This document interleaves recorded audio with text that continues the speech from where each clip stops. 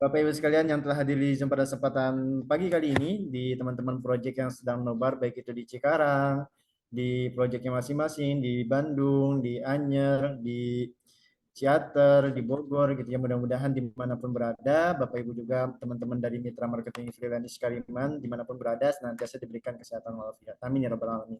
Baik, kita buka terlebih dahulu kajian kita pada kesempatan pagi kali ini dengan bersama-sama membaca basmalah.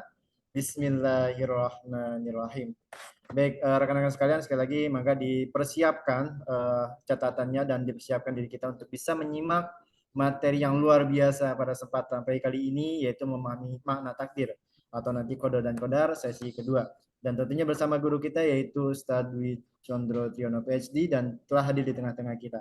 Baik, untuk selanjutnya Ustadz kami mungkin persilahkan kepada Ustadz untuk bisa memberikan ilmunya nih kepada kita semua pada kesempatan pagi kali ini. Mangga Ustadz. Baik, terima kasih.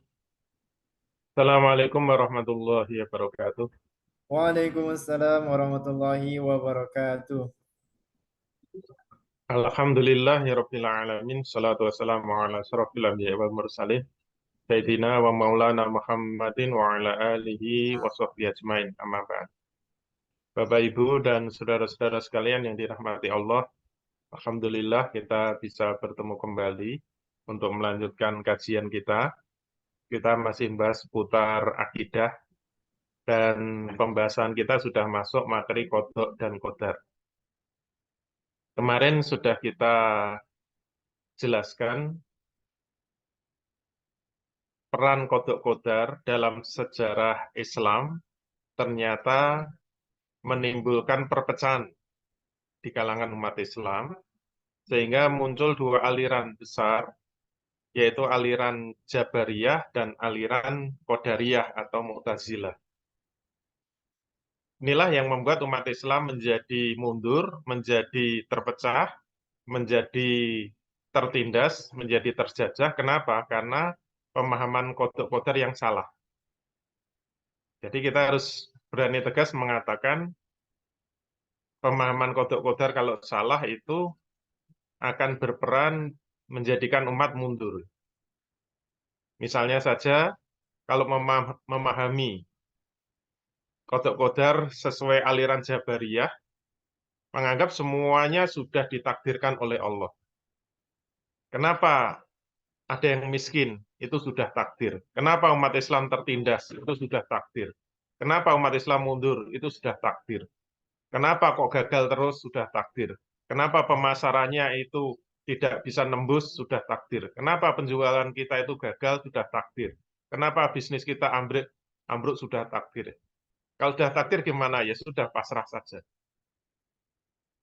Kalau Allah menghendaki kita sukses, ya sukses. Kalau menghendaki kita miskin, ya miskin. Semuanya terserah Allah, semua kehendak Allah, semua takdir Allah. Manusia tinggal menjalani saja. Dan sebagian umat Islam sekarang seperti itu. Di sisi lain ada yang Mu'tazilah, menganggap semuanya itu terserah manusia. Semua itu tergantung manusia. Manusia punya lingkaran bebas, manusia punya free will, nasib manusia terserah manusia, dia sukses terserah dia gagal terserah dia kaya raya terserah dia maju terserah dia, umat Islam berjaya terserah umat Islam. Ini pemahaman Mu'tazilah. Dan pemahaman Mu'tazilah itu kalau lepas begitu saja ya bahaya. Nanti kalau ada orang Islam sudah memprediksi, sudah merencanakan, sudah menghitung-hitung sampai cermat, dia yakin bahwa bisnisnya berhasil. Ternyata tiba-tiba mentok, tiba-tiba gagal, tiba-tiba bangkrut, tiba-tiba hancur, dia stres pasti. Dia akan menyalah-nyalahkan dirinya. Padahal ada kekuatan di luar perencanaannya. Ada kekuatan di luar prediksinya. Begitu dia gagal, langsung ambruk, langsung loyo, langsung patah semangat, putus asa, sudah nggak bisa bangkit lagi. Kenapa? Karena tercengkeram oleh pemahaman Mu'tazilah. Nah, kemarin sudah kita bahas, dua-duanya salah. Terus yang benar seperti apa? Kita buka slide terakhir kemarin ya.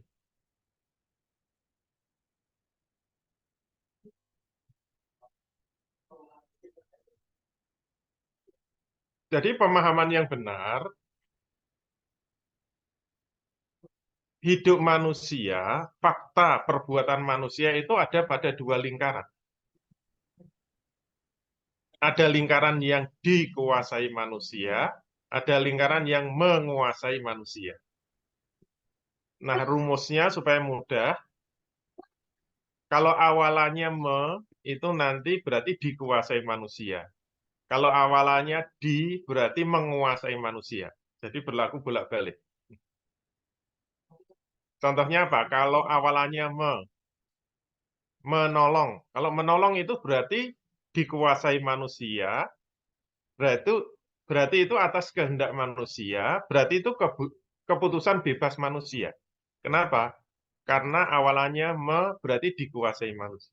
Tapi kalau awalannya ditolong misalnya. Kalau ditolong itu menguasai manusia. Ini kebalikannya ya.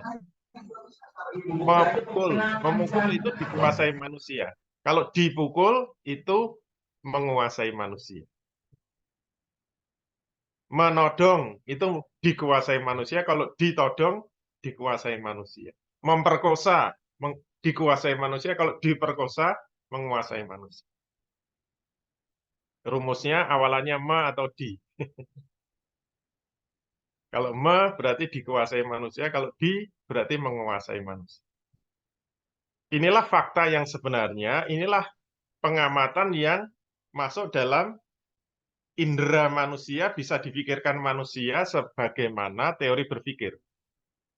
Makanya kemarin berulang-ulang kita katakan, yang bisa membuat pemahaman kodok dan kodar itu jernih, clear, jelas, itu karena kita sudah belajar teori berpikir.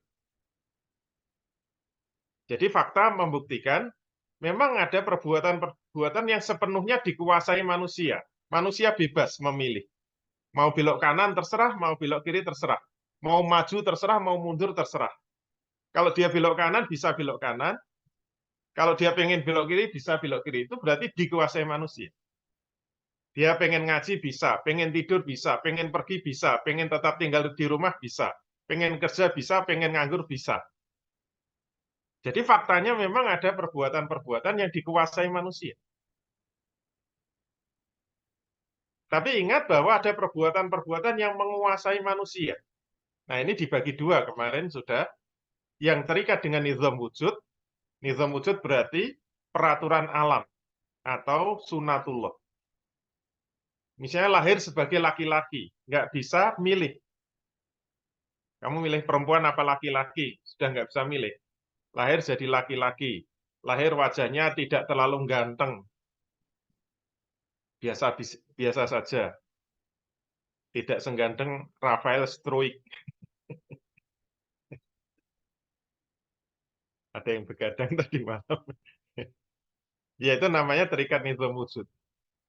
Manusia jalan tuh nempel tanah, nggak bisa terbang. Itu namanya terikat nizam wujud.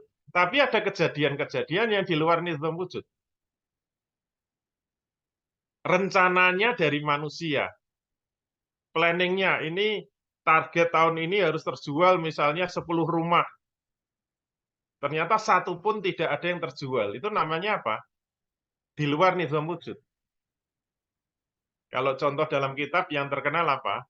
Contoh mutabanat, nembak burung kena burungnya orang. Nah itu namanya di luar nizam wujud. Nah, pembagian ini sangat penting untuk memahami apa yang disebut kodok.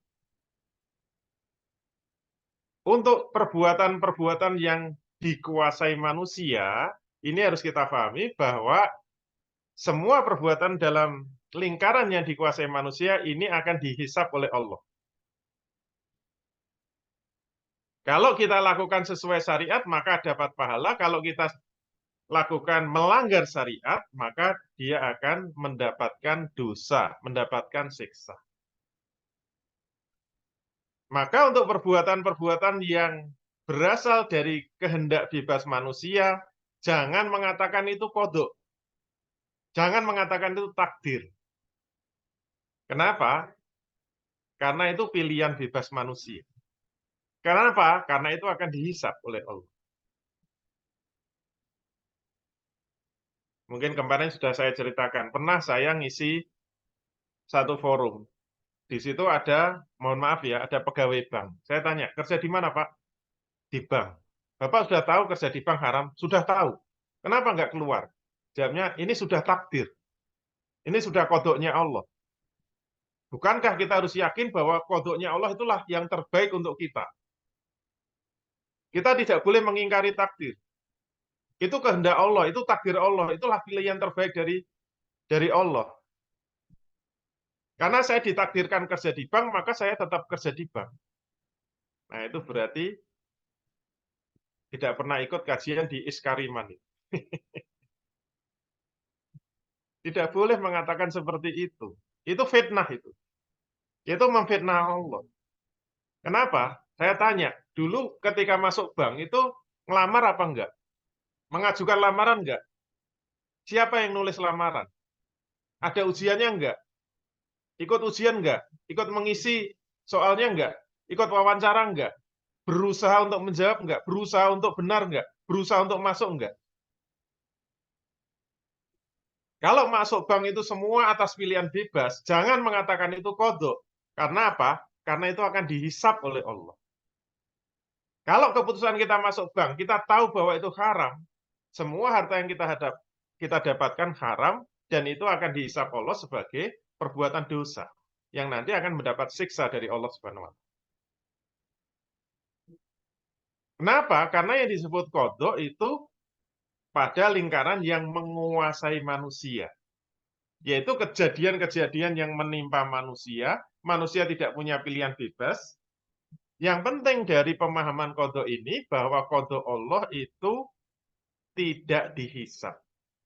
Inilah ketetapan Allah. Tidak dihisap. Jadi kalau ada yang lahir sebagai perempuan, nggak usah nangis terus. Kenapa nangis terus? Saya dosanya banyak. Kenapa? Karena saya perempuan. Kalau lahir jadi perempuan tidak dihisap. Lahir jadi laki-laki tidak dihisap. Lahir wajahnya jelek tidak dihisap. Lahir wajahnya cantik juga tidak dihisap. Lahir tinggi tidak dihisap. Lahir pendek tidak dihisap. Kulitnya putih apa hitam tidak dihisap. Itu kodoknya Allah. Kita sudah berusaha bisnis. Kita sudah rencanakan dengan baik. Tapi gagal. Kegagalan itu tidak dihisap. Yang dihisap itu perencanaan kita. Yang dihisap itu planning kita. Yang dihisap itu usaha kita. Yang dihisap itu semua perbuatan yang ada pada lingkaran yang dikuasai manusia atau mukhoyar. Sedangkan perbuatan-perbuatan yang menguasai manusia atau musayyar itu tidak dihisap. Itulah yang disebut qadha. Oke, kemarin sampai di sini. Sekarang yang baru apa? Qadar. Qadar itu apa? Bahasa Indonesianya kadar. Bahasa Arabnya qadar. Berarti qadar itu terkait dengan benda-benda. Ternyata benda-benda itu sudah dikadar oleh Allah, semuanya punya khosiat. Khosiat itu bahasa Indonesianya khasiat. Cuma khasiat kalau bahasa Indonesia itu sudah identik dengan obat ya. Obatnya berkhasiat. Padahal semua benda itu punya khosiat. Api punya khosiat membakar, pisau punya khosiat memotong, roti punya khosiat mengenyangkan. Itu adalah khosiat yang ditetapkan oleh Allah. Dan khosiat dari benda-benda itu sudah dikadar oleh Allah. Sabbihisma rabbikal a'la allazi khalaqaka fasawwa wallazi qaddara fahada. Semua sudah dikadar. Misalnya kalau kita punya air, kita panasi sampai 100 derajat Celcius itu sudah dikadar oleh Allah akan mendidih. Kalau kita dinginkan sampai di bawah 0 derajat akan membeku. Kenapa air yang cair bisa menjadi gas, menjadi uap? Karena sudah dikodar oleh Allah. Kenapa air bisa menjadi padat, menjadi membeku? Karena sudah dikodar oleh Allah.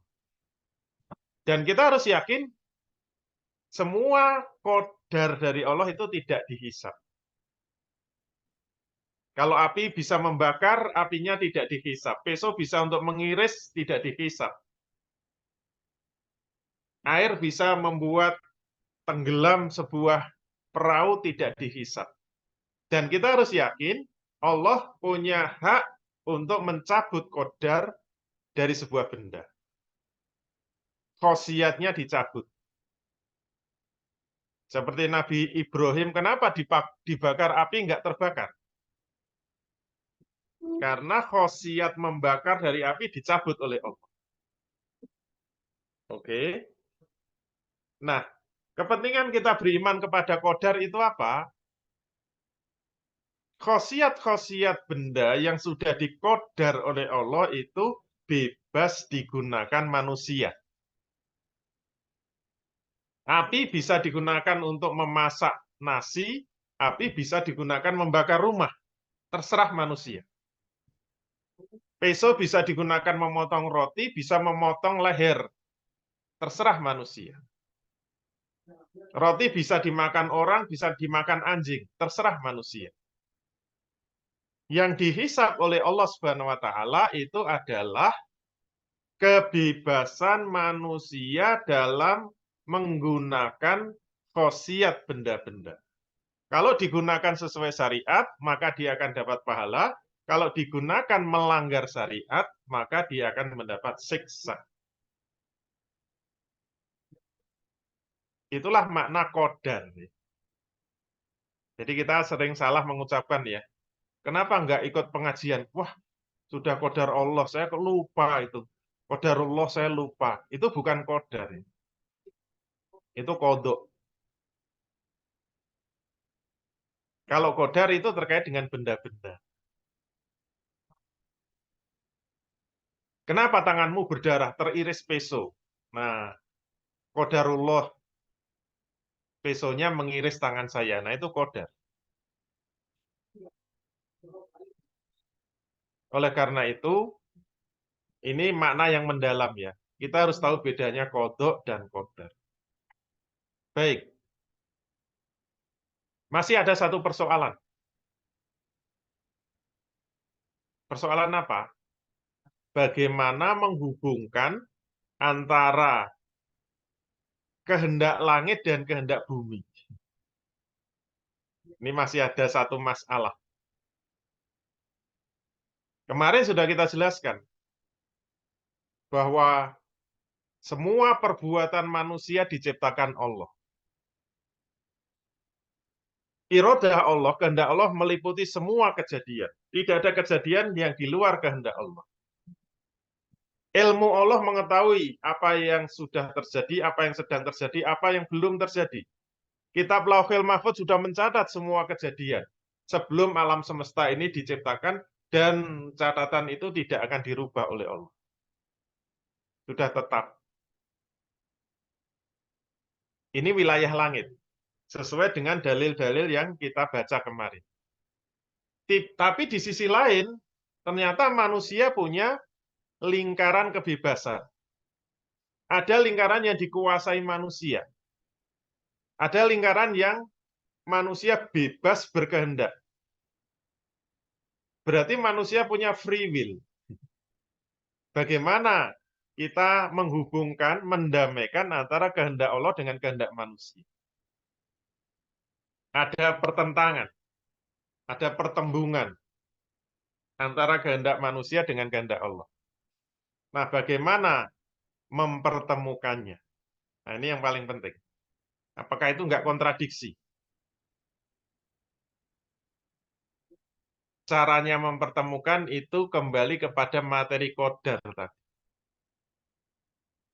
Qadar tadi itu adalah khosiat terhadap benda-benda. Sekarang kita lihat manusia. Ternyata manusia itu juga sudah dikodar oleh Allah. Tubuh manusia itu semuanya punya khosiat. Contohnya apa? Mata punya khosiat melihat, telinga punya khosiat mendengar, kaki punya khosiat berjalan, perut punya khosiat lapar, kelamin punya khosiat titik-titik. Nggak usah diisi ya. Dan khosiat itu dikodar oleh Allah. Semua khosiat pada diri manusia tidak dihisab, karena itu kodarnya Allah. Kalau mata bisa melihat, ya itu kodarnya Allah, tidak dihisab. Telinga bisa mendengar, ya tidak dihisab. Kaki bisa menendang sampai gol, itu juga tidak dihisab. Terus yang dihisab apa? Ya seperti tadi, yang dihisab itu adalah penggunaan terhadap khosiat itu. Mata sama-sama melihat, bisa digunakan untuk melihat. Manusia punya kebebasan untuk mengarahkan penglihatan kita. Kaki bisa untuk nendang. Mau nendang pantatnya orang, apa menendang bola, terserah manusia. Manusia bebas dan itu akan dihisab. Nah, titik temu antara wilayah langit dan bumi itu apa? Nah, ternyata Allah mengkodar manusia, semua manusia yang normal itu punya akal. Nah, titiknya di sini. Dan akal oleh Allah diberi khosiat. Semua akal manusia itu punya khosiat. Khosiat akal itu apa? Khosiat akal itu punya kehendak bebas. Inilah yang nggak dimiliki oleh semua binatang. Karena binatang nggak punya akal. Makanya binatang tidak dihisab. Binatang itu berzina itu nggak apa-apa kalau binatang. Kucing saya itu kemarin anaknya menzinai ibunya. Ya nggak apa-apa. Kayak pelaku riba ya. Kata anak saya, wah ini kucing pelaku riba. Kenapa? Menzinai ibu kandungnya. Kata anak saya. Itu kucing tidak dihisab. Kenapa? Nggak punya akal. Manusia diberi atau dikodar oleh Allah punya akal. Dan akal itu khosiatnya apa? Punya kehendak bebas. Dalilnya mana? Surat As-Sams ayat 7 dan 8. Wa nafsin wa ma sawwaha falhamaha fujuroha wa taqwaha. Demi jiwa. Ketika jiwa itu disempurnakan, fa'alhamaha, maka telah aku beri petunjuk kepada jiwa itu atau akal manusia itu fujuroha wa taqwaha. Punya kehendak untuk bisa diajak kepada kesesatan dan dibawa kepada kebenaran atau ketakwaan. Semua akal manusia punya dua potensi, bisa dibawa kepada kesesatan, bisa dibawa kepada kekafiran, bisa dibawa kepada kebenaran. Al-Balad 10, wahadainahun najdain. Dan kami telah memberikan petunjuk kepada semua manusia itu dua jalan. Jadi nggak ada manusia yang kecenderungannya cuma satu.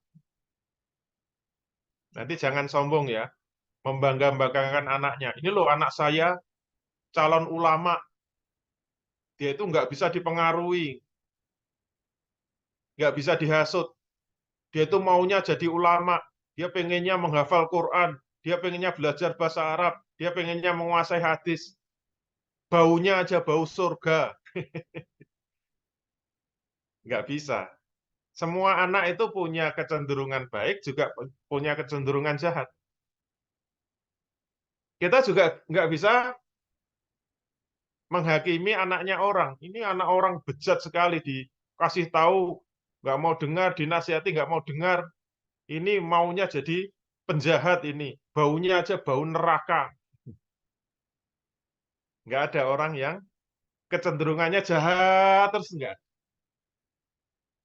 Semua manusia dikodar oleh Allah, punya akal, dan akalnya punya khosiat. Khosiatnya apa? Punya kehendak bebas. Jadi akal itu bisa dibawa kepada kebenaran sesuai syariat. Kalau dia memutuskan sesuai syariat, dapat pahala. Kalau dia memutuskan secara bebas melanggar syariat, itu akan mendapatkan siksa. Kok bisa seperti itu? Itulah kehendak Allah. Nah, disinilah ketemu antara kehendak langit dengan kehendak bumi. Bagaimana kita mengaitkan dua kehendak antara kehendak Allah dan kehendak manusia? Nah, dua-duanya benar. Kalau kita mengatakan kehendak Allah atau iroda Allah meliputi semuanya, segala sesuatu, termasuk kehendak manusia, semua kehendak manusia itu berasal dari kehendak Allah. Benar apa salah? Benar, 100% benar.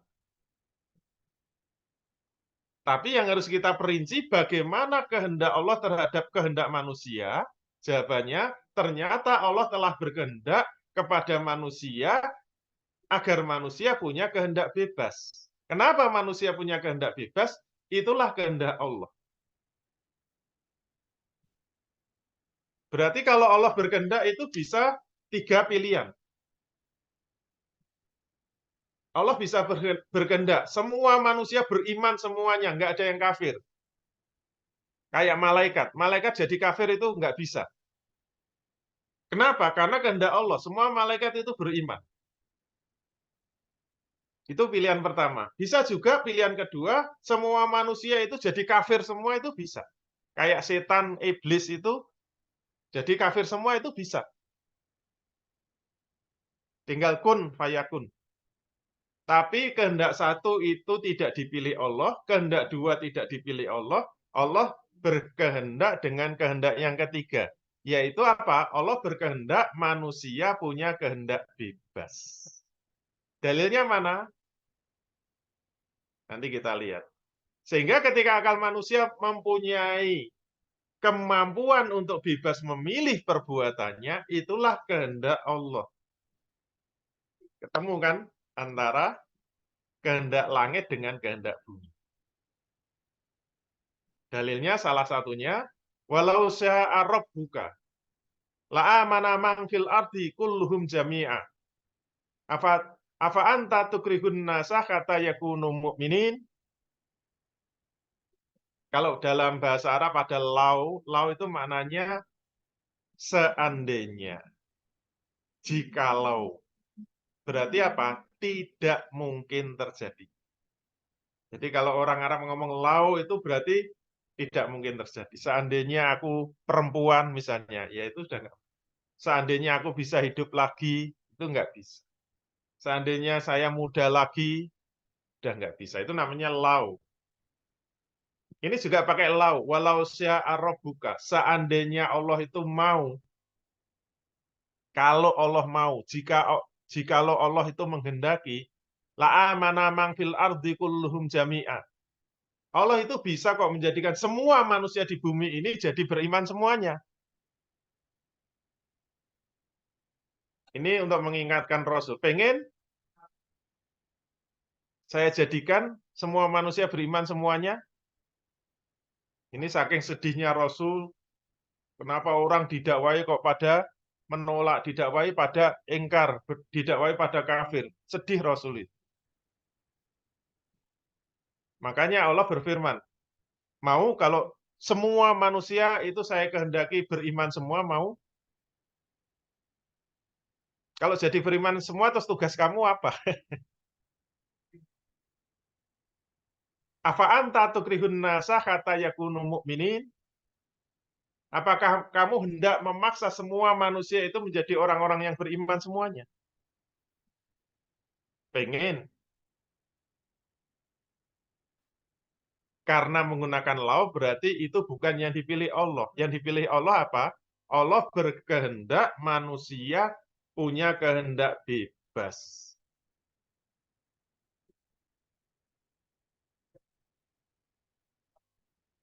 Jadi kalau dia Ingin kafir silahkan kafir, ingin Islam, ingin beriman silahkan beriman.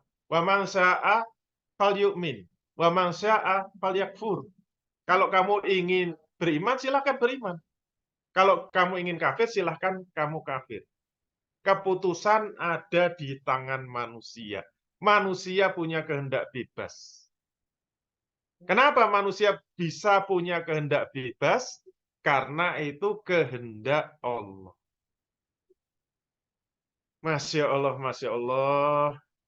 Selesai. Kodok dan kodok.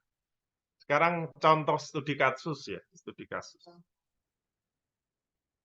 Kalau ada kasus bunuh diri, jangan langsung mengatakan itu kodok. Jangan langsung mengatakan takdir. Kenapa dia bunuh diri sudah takdir Allah? Dia mati dengan bunuh diri. Jangan begitu. Kalau kita sudah belajar kodok kodar, kalau ada kasus manusia bunuh diri dengan menusukkan pisau sampai mati, bagaimana penjelasan menurut ilmu kodok dan kodar? Untuk menjelaskan kasus tersebut harus diuraikan satu persatu. Kejadian demi kejadian. Nomor satu, harus dijawab dulu, kenapa dia bunuh diri?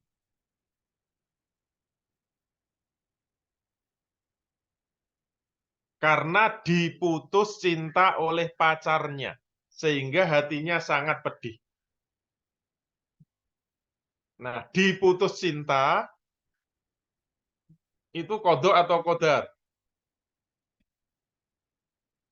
Kalau awalannya di, berarti apa? Menguasai manusia. Diputus cinta, itu adalah kodok Allah. Dan ingat, kodok Allah tidak dihisab. Kenapa? Karena awalannya di. Yang dihisab apa? Yang memutus cinta. Yang diputus cinta itu kodok. Tidak dihisab. Nomor 4. Hatinya sedih. Kenapa hati bisa sedih? Karena sudah dikodar oleh Allah. Kodar Allah terhadap hati, hati punya khasiat bisa senang, bisa sedih. Kalau dia diputus cinta, hatinya bisa sedih, itu kodar Allah, dan kodar Allah tidak dihisab. Jadi kalau hati sedih karena ditinggal cinta, itu tidak dihisab. Nggak usah patah hati ya. Nomor 5. Ini untuk kaum jomblo ya. Jombloan, jomblowati. Nomor 5. Ketika hatinya sedih, dia memilih. Dia punya kebebasan memilih. 1. Apakah dia segera bertobat dari pacaran? Atau dia memilih bunuh diri? Ini pilihan bebas. Ternyata dia memilih bunuh diri. Pilihan bebasnya untuk bunuh diri ini akan dihisab oleh Allah. Dihisab. Pilihan bebasnya. Nomor 7. Dengan apa dia bunuh diri? Dia memiliki kebebasan memilih minum racun atau menusukkan peso. Racun dan peso itu punya khasiat. Kenapa racun dan peso punya khasiat? Karena dikodar oleh Allah. Dan itu tidak dihisab. Racunnya tidak dihisab, pesonya tidak dihisab. Ternyata dia bebas memilih, jatuhnya memilih peso. Menjatuhkan pilihan kepada peso itu dihisab oleh Allah. Nomor 11. Peso punya khasiat merusak tubuh manusia. Itu sudah dikodar oleh Allah. Pesonya tidak dihisab. Nomor 12. Dia paham. Kalau peso ditusukkan kepada dirinya, itu bisa membunuh dirinya. Pemahaman itu dihisab oleh Allah. 13. Ketika peso menghunjam ke dalam dirinya, kemudian dia mati, mati itu kodoknya Allah. Dan itu tidak dihisab. Mati itu kodok, tidak dihisab. Kenapa? Orang itu bunuh diri bisa mati, bisa tidak. Kalau orang menusukkan peso ke tubuhnya, kemudian mati, itu kodok. Matinya tidak dihisab matinya. Tapi keputusan dia menusukkan peso itu dihisab. Maka akan dicatat oleh malaikat dia bunuh diri dengan menusukkan pisau dan sukses mati.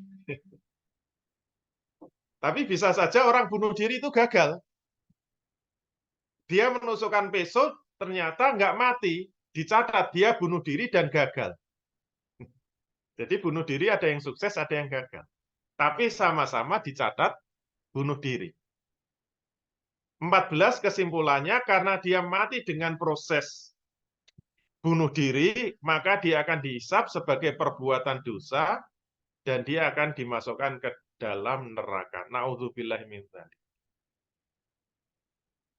Penutup.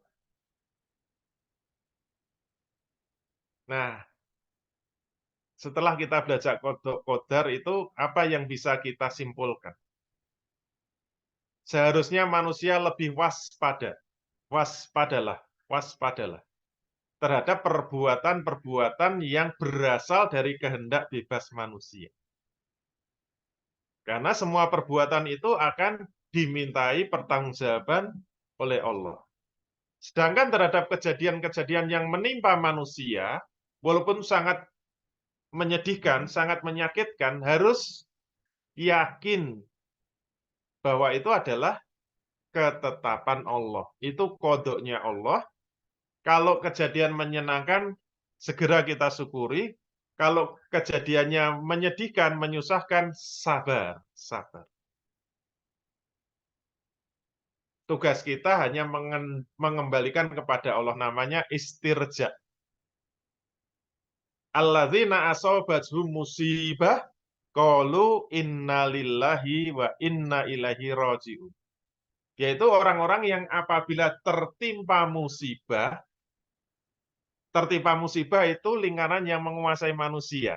Tugas kita hanya mengatakan innalillahi wa inna ilaihi raji'un. Nah, seharusnya kita lebih sedih kalau ada kejadian yang berasal dari perbuatan manusia. Misalnya kita kerjanya di tempat yang haram, ini harus segera bertobat, segera keluar. Ini yang harus kita pikirkan, harus segera kita taubati. Jangan kebalik-balik, ditinggal mati misalnya oleh kucingnya, dia malah sedih terus, padahal itu kodok. Misalnya orang tuanya meninggal, ya sedih, tapi secukupnya, karena itu kodok.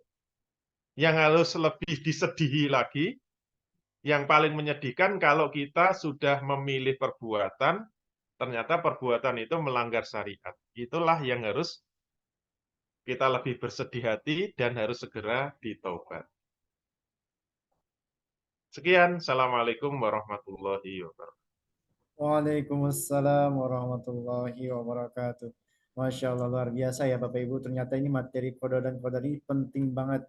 Untuk apa? Agar kita bisa mengetahui mana area yang bisa kita kuasain atau mana area yang kemudian tidak bisa kita kuasain. Atau yang bahasa saya tadi sampaikan bahwa area yang dikuasai oleh manusia dengan area yang menguasai manusia. Dan semuanya itu punya konsekuensinya masing-masing ya. Dan tadi disampaikan juga oleh guru kita bahwa di akhir kita harus benar-benar waspada gitu ya untuk kemudian pada area yang dikuasai oleh manusia. Kenapa? Karena memang nantinya akan dihisap oleh Allah Subhanahu wa taala. Baik, jazakallah khair Ustazi guru kita pada kesempatan pagi kali ini, dan kita akan buka sesi tanya jawab dan sudah ada beberapa yang masuk pertanyaan kepada kami dan termasuk juga teman-teman rekan-rekan peserta Zoom pada kesempatan pekan lalu yang mungkin pertanyaannya masih belum sempat terjawab gitu ya, boleh ditanyakan kembali, ditulis di kolom chat. Nah, ini udah ada beberapa yang masuk pertanyaan ke saya pribadi ya. Ini Ustadz izin bertanya, tapi sebelum itu sedikit mungkin sebagai prolog bahwa ketika kita kerja atau di sebuah perusahaan itu ada namanya ya departemen masing-masing, divisi masing-masing. Terutama di Skariman gitu ya, ada divisi markom, ada divisi marketing, sales gitu ya, ada operasional dan sebagainya. Nah, pertanyaan ini dari hamba Allah, Ustadz, kalau target KPI atau target sales nggak tercapai, apakah itu merupakan kodok atau bukan? Nah, ini dari hamba Allah, Ustaz. Kalau seandainya target KPI dalam kerja, baik itu dari departemen sales, atau kemudian operasional, markom, dan sebagainya gitu, Ustaz. Apakah itu merupakan kode atau bukan, kira-kira? Iya, tadi sudah dijelaskan, itu termasuk kodok jenis kedua. Jadi kodok kan ada dua jenis. Ada kodok yang berasal dari nizam wujud, ada kodok yang berasal dari luar nizam wujud. Kodok yang berasal dari nizam wujud itu seperti kita lahir sebagai laki-laki, kita jadi orang yang tubuhnya kurus atau tinggi atau rendah, itu semua adalah kodok jenis pertama, yaitu yang terikat nizam wujud. Tapi ada kodok yang di luar nizam wujud, maksudnya apa? Kejadian itu berasal dari perbuatan manusia. Berasal dari pilihan bebas manusia. Tapi kejadiannya tidak sesuai keinginan manusia, itu namanya kodok. Jadi kalau kita sudah merencanakan dengan sangat cermat, dengan sangat tertib, kita sudah mentargetkan, ternyata meleset, nah itu namanya kodok. Itu kodok jenis kedua, dan itu tidak dihisap. Yang dihisap itu apa? Yang dihisap itu kita berusaha apa tidak berusaha.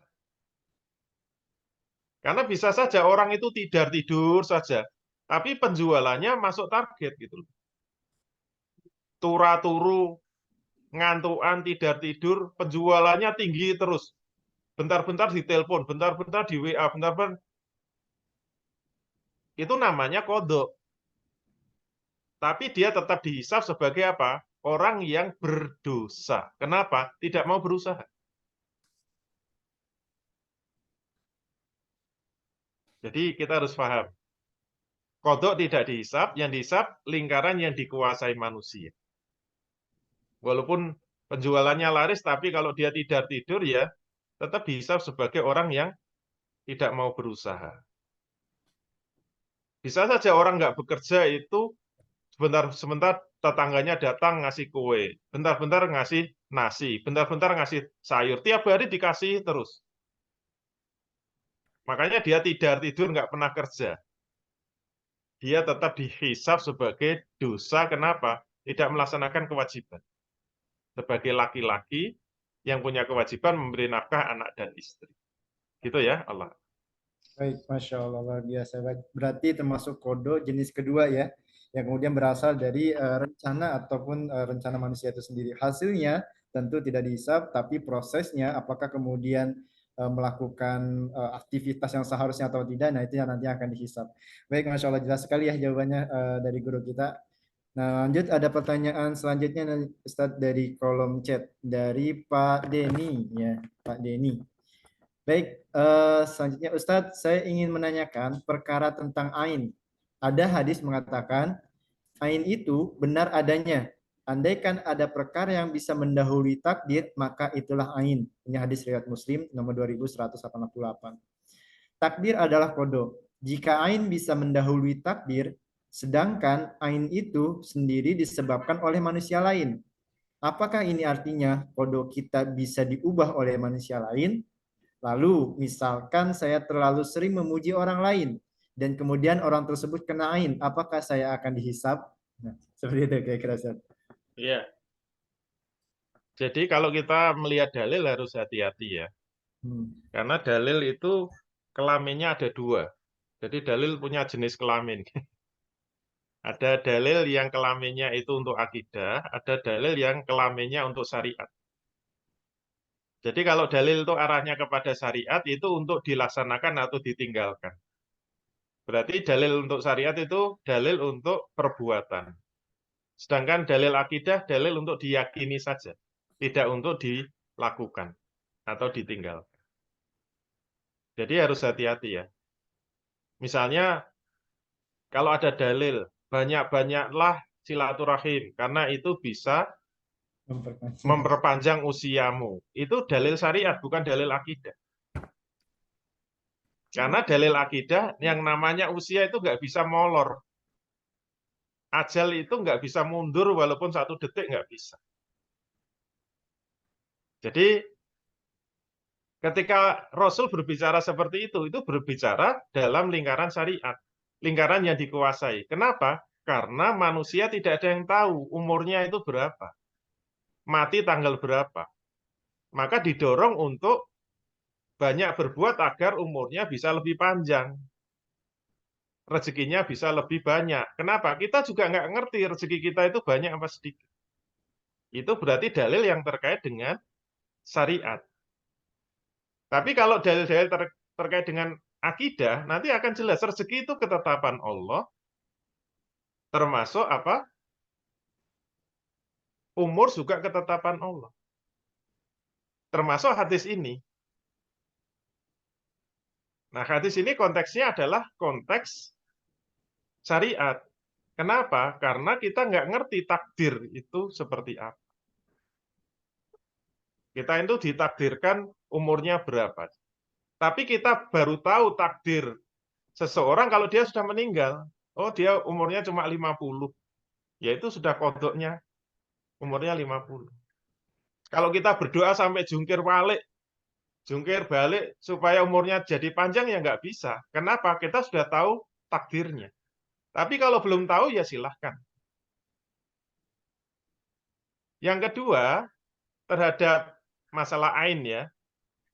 Jadi tetap rumusnya itu kejadian boleh sama, tetapi perspektifnya tetap beda.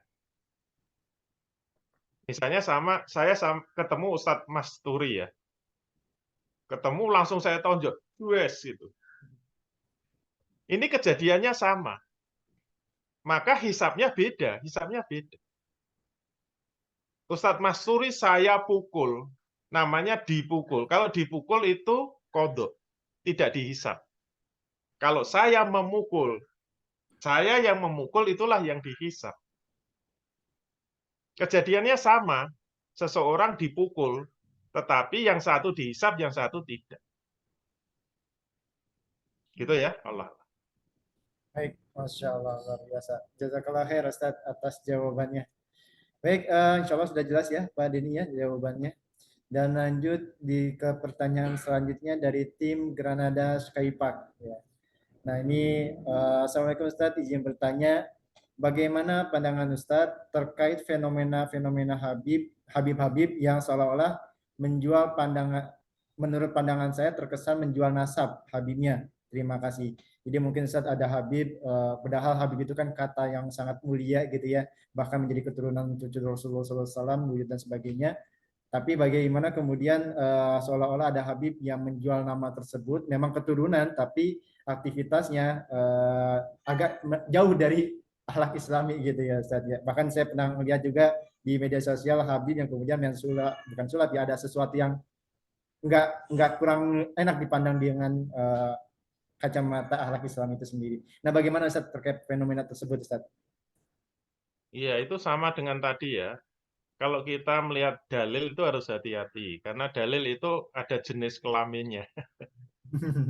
Ada dalil itu kelaminnya laki-laki, ada dalil kelaminnya perempuan.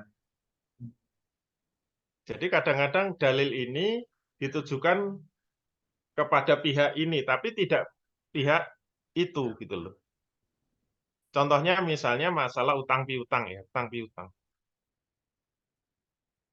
Kalau kita membaca surat Al-Baqarah ya, 279 kemudian 280.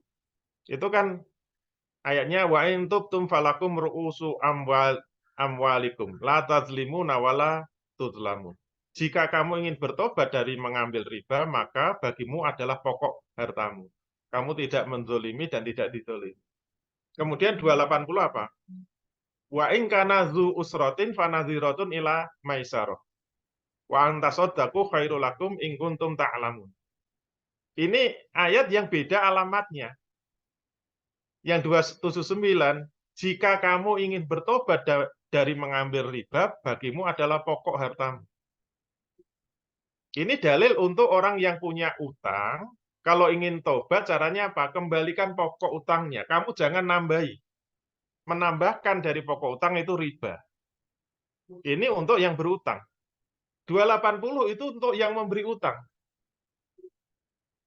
Wa in kana dzu usratin fanadhiratun ila maisarah. Ini ditujukan kepada orang yang memberi utang. Jika yang berutang itu ada kesulitan, maka beri tangguhlah sampai dia itu ada kelonggaran. Wa ang tasaddaqu khairul lakum in kuntum ta'lamun. Dan kalau kamu mau menyedekahkan, artinya mau memutihkan utangnya, mau lunasi itu utang tanpa bayar, itu lebih baik bagimu. Itu untuk yang memberi utang. Yang punya utang jangan baca ayat ini, nanti kebalik-balik.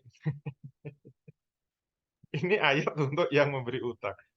Ayat yang memberi utang itu kalau mau menangguhkan, itu pahalanya besar, apalagi mau memutihkan. Coba kalau ini dibaca oleh yang utang, mesti nggak mau bayar kan? Itu kebalik. Sama kalau ada dalil yang memuji turunan Rasul Habib itu untuk orang di luar Habib gitu loh. Supaya orang yang kayak kita bukan Habib itu menghormati turunan Rasul. Itu untuk yang bukan Habib. Sedangkan untuk yang Habib-Habib ya jangan dipakai ini ayat. Nanti jadi sombong dia. Sombong kan enggak boleh. Itu namanya salah dalam memanfaatkan dalil. Jadi kalau ada orang nggak mau bayar utang, itu berarti salah mengambil dalil. Itu seperti Habib yang pengen dihormati terus, pengen disumbang terus, itu salah mengambil dalil. Itu untuk yang bukan Habib ya. Masya Itu Allah. ya Allah. Baik, Masya Allah, luar biasa. Udah clear ya, jelas ya, Masya Allah. Jazakallah khair Ustaz atas jawabannya. Nah, ini ada juga masih pertanyaan ke saya masuk terkait kodar nih Ustaz. Tadi disampaikan terkait kodar itu kan terikat dengan lebih kepada benda, ya, sesuatu yang terjadi pada benda. Nah, mungkin di zaman sebelum Rasulullah, para nabi misalkan Nabi Nuh gitu ya, atau kemudian Nabi Musa, Nabi Ibrahim, dan kemudian Nabi Musa dengan tongkatnya dan sebagainya. Nah, zaman sekarang ada misalkan kebal, Ustaz. Ilmu kebal, dipotong. Kan pisau khasiatnya harusnya bisa memotong. Apalagi memotong tubuh manusia gitu ya, Ustaz ya, atau menyayat tubuh manusia. Tapi ada kemudian manusia yang tidak bisa dipotong dengan pisau tersebut. Nah, apakah kemudian itu termasuk kodar dan apakah kemudian itu termasuk tidak dihisap gitu Ustaz ya? Nah, itu mungkin pertanyaan terkait kodar, Ustaz. Iya. Kalau ada orang yang kebal terhadap bacaan, kebal nggak terbakar, itu penyebabnya apa? Dirunut. Untuk mengetahui hisapnya, itu harus dirunut, dia mendapatkannya melalui jalan apa. Kalau dengan jalan dia mengabdi kepada jin, dia minta pertolongan kepada jin, itu sudah ada dalilnya bahwa minta tolong sama jin itu dosa besar. Bahkan bisa terancam musyrik itu. Kalau asalnya dari situ, berarti yang masuk itu kodarnya jin. Jin memang dikodar oleh Allah itu bisa melindungi manusia dari bacaan, dari pembakaran, bahkan mungkin nembus dinding dan sebagainya. Itu karena kodarnya jin. Jadi jin memang dikodar seperti itu. Kodarnya jin tidak dihisap, tetapi pemanfaatan kodar jin yang salah itulah yang dihisap. Baik yang dihisap itu manusianya maupun jinnya. Karena itu dilarang oleh Allah. Gitu ya, Allah. Masya Allah. Baik, tergantung nanti dari mana didapatkan berarti gitu ya. Tapi Zat, Iya. kalau terkait yang fenomena sejarah gitu ya, ada pitung, ada kemudian ulama misalkan kita pernah dengar kisah Wali Songo gitu ya, Sunan Gunung Jati yang kemudian bisa, ya kalau kita lihat filmnya gitu ya, dengan tongkatnya kemudian akhirnya ada, atau kemudian Sunan Kalijaga gitu ya dengan karomahnya dan sebagainya. Apakah hal demikian itu? Bagaimana Zat kira-kira tuh? Iya, Kita makanya harus dilihat asalnya dari mana, prosesnya bagaimana gitu. hmm, Karena karomah itu memang ada. hmm. Jadi bisa saja mungkin dia karena orang yang soleh, karena mungkin kekasih Allah atau waliullah, sehingga dia berdoa, kemudian dapat karomah. Nah, itu berarti dia memperoleh kekebalan itu atau mungkin tidak terbakat itu dari Allah, mendapat karomah dari Allah dengan cara yang benar gitu loh. Jadi kalau karomah itu sifatnya pasif, sifatnya pasif. aslinya karomah ya. Jadi orang itu nggak bisa menyengaja gitu loh. Untuk kebal nggak bisa. Kecuali dalam keadaan dia itu diserang, kemudian dia berdoa, tiba-tiba dibaca enggak bocor misalnya. Yaitu karomah. Beda dengan kekuatan jin. Kalau kekuatan jin itu bisa dikendalikan oleh manusianya gitu, karena sudah kong kali kong sama jinnya gitu. Tapi kalau karomah itu nggak bisa, karena ya terserah Allah. Bisa saja dalam keadaan tertentu diberi karomah, keadaan lain dibacok ya bocor.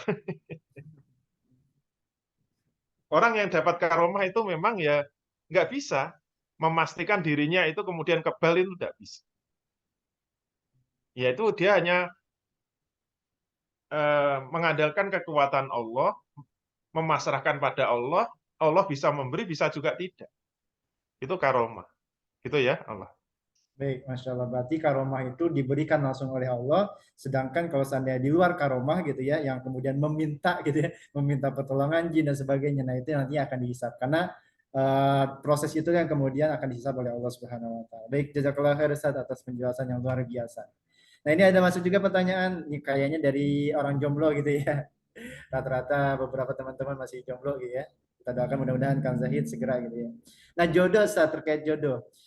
Jodoh ini masuk di area yang dikuasai oleh manusia atau masuk area yang menguasai manusia Ustaz.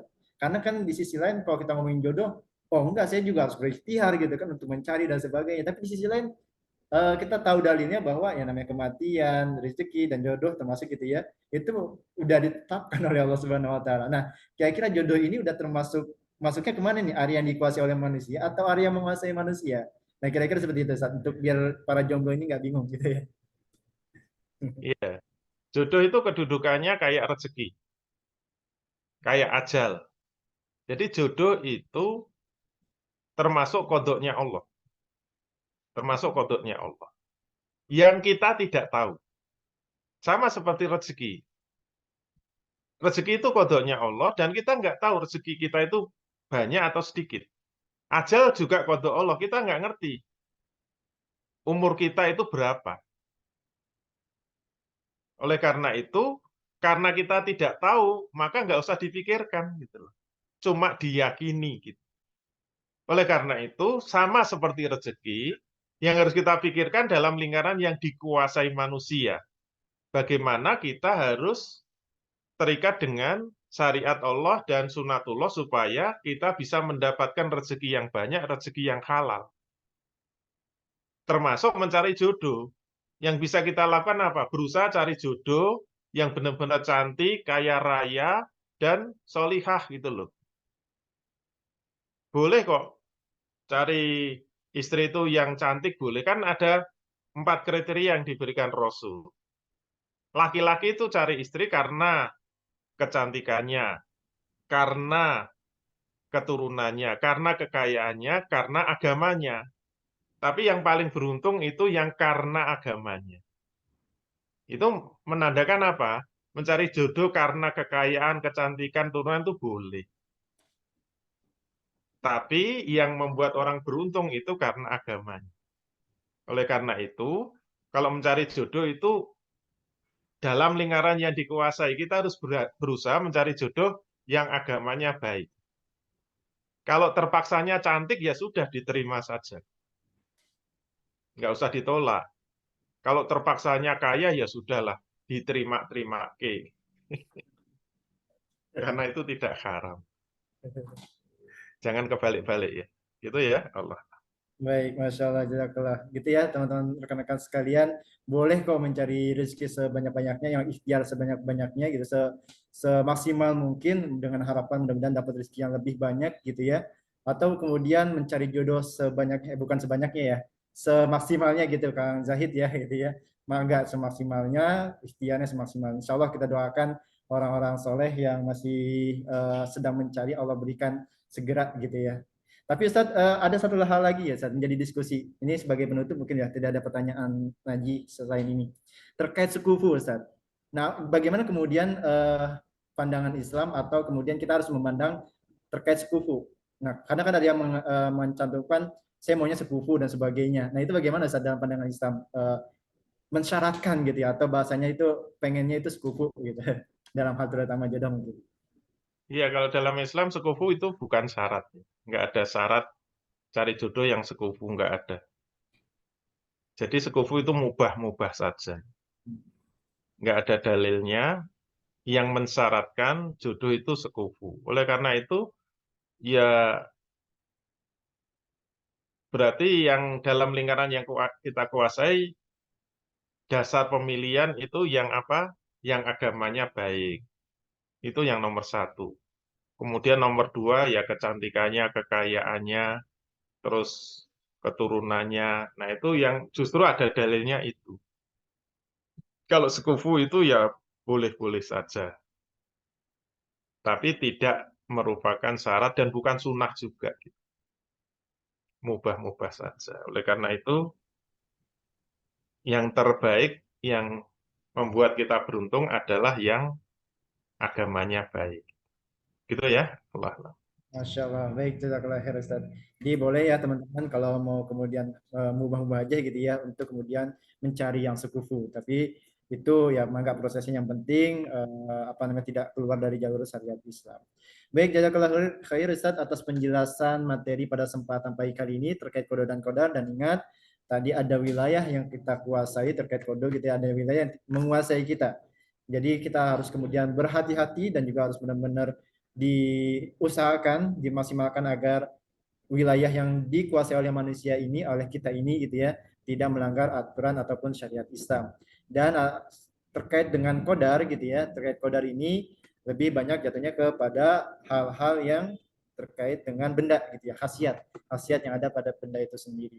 Baik teman-teman sekalian, setelah memahami kodar dan kodar, tentu harapan kami gitu ya, harapan kita semua, kita bisa menempatkan posisi ini, mana posisi yang kemudian dalam ikhtiar ruang lingkup kita kuasain gitu ya, misalkan contohnya di departemen marketing gitu ya atau sales, ikhtiar maksimalnya memfollow up dan sebagainya, itulah yang kemudian kita maksimalkan terkait hasil. Kembali lagi itu merupakan takdir dari Allah Subhanahu wa taala, tapi tentunya yang perlu kita pahami bahwa proses itulah yang akan dihisab oleh Allah Subhanahu wa taala. Jadi jangan main-main dengan proses, bahkan bukan hanya dihisab di akhirat nanti, tapi juga dihisab di dunia gitu ya, oleh manajemen tentunya gitu ya. Bagaimana kemudian prosesnya dan sebagainya. Baik, jazakallahu khair Ustaz atas materi penjelasan pada kesempatan pagi kali ini. Mudah-mudahan menjadi ilmu yang bermanfaat buat kita semua. Mungkin sebagai penutup kajian pada kesempatan pagi kali ini, closing statement-nya Ustaz, untuk kemudian pekan depan juga. Baik, alhamdulillah sudah tuntas kodok dan kodar ya. Semoga clear, semoga jernih, dan insya Allah pemahaman kodok dan kodar yang benar itu akan membuat amal kita benar, semangat kita benar, perjuangan kita benar. Insya Allah minggu depan kita lanjutkan dengan pembahasan turunan-turunan dari kodok dan kodar. Ada 6 turunan. Turunan yang pertama itu pembahasan hidayah dan dolalah atau hidayah dan kesesatan. Nah, seperti apa? Ini bagian dari kodok kodar yang tidak bisa kita jelaskan hanya dengan materi kodok kodar. Karena ini terkait dengan dalil yang sangat banyak. Mungkin bisa 2 kali juga, karena lebih panjang dari kodok dan kodar. Semoga tetap semangat. Walafu minkum, billahi taufiq wal hidayah. Assalamualaikum warahmatullahi wabarakatuh. Waalaikumsalam warahmatullahi wabarakatuh. Baik, jazakallah khair Gurunda atas materi pada kesempatan pagi kali ini, dan untuk rekan-rekan sekalian yang telah hadir pada kesempatan pagi kali ini. Mudah-mudahan kehadiran kita di kajian pada kesempatan pagi kali ini menjadi pahala terbaik di sisi Allah Subhanahu wa taala. Dan tentunya kita doakan guru kita mudah-mudahan senantiasa Allah berikan kesehatan, Allah berikan panjang umur, dan juga keberkahan dalam usia, dalam rezeki, dan aktivitasnya dilancarkan oleh Allah Subhanahu wa taala. Amin ya rabbal alamin. Kita tutup kajian pada kesempatan pagi kali ini. Kita ketemu kembali insya Allah di pekan depan seperti biasa jam 8.30 via Zoom online. Dan kita tutup dengan bersama-sama membaca hamdalah dan doa penutup majlis. Alhamdulillahirrahmanirrahim. Subhanakallahumma bihamdika asyhadu an la ilaha illa anta astaghfiruka wa atubu ilaik. Jazakallahu khairan katsira. Assalamualaikum warahmatullahi wabarakatuh. Waalaikumsalam. Syukran Ustaz. Izin pamit.